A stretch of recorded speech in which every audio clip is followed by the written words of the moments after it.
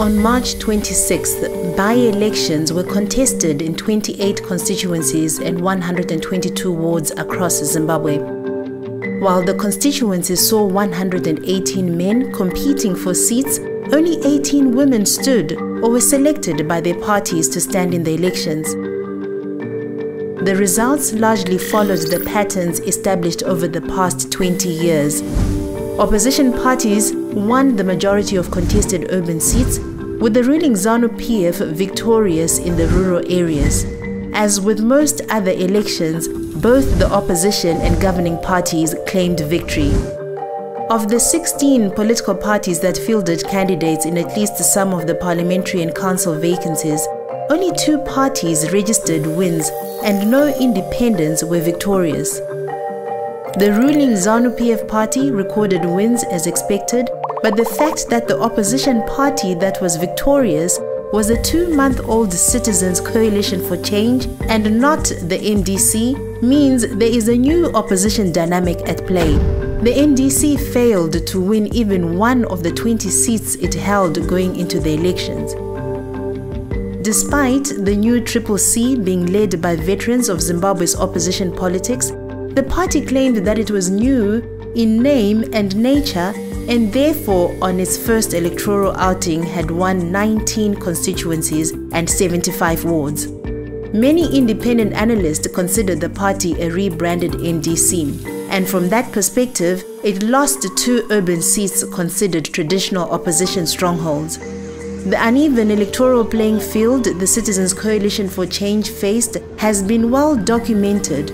The police denied them permission for rallies, physically blockaded venues, ZANU-PF loyalists attacked opposition supporters, and there was no or only biased coverage from the state media.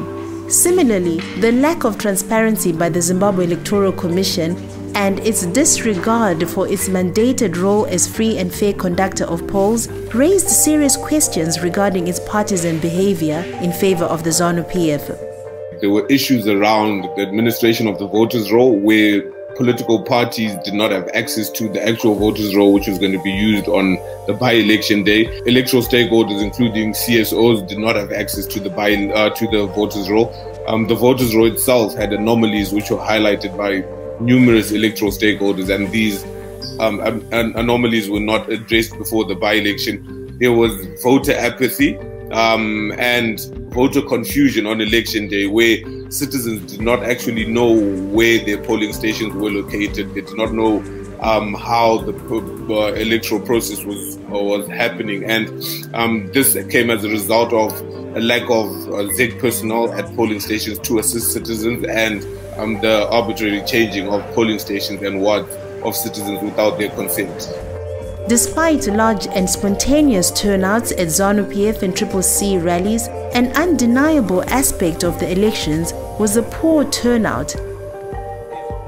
In most contested areas, voter numbers were often less than a third of turnout in the national elections in 2018.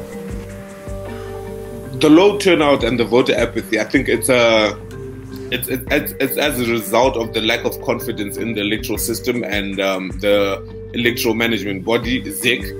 This is a concerning issue, as the lack of confidence is not conducive for citizen participation in electoral processes. The fact that more than 10 days after the March 26 by-elections, ZEC has still not released official results for the 110 ward elections will add to the lack of trust in the electoral body.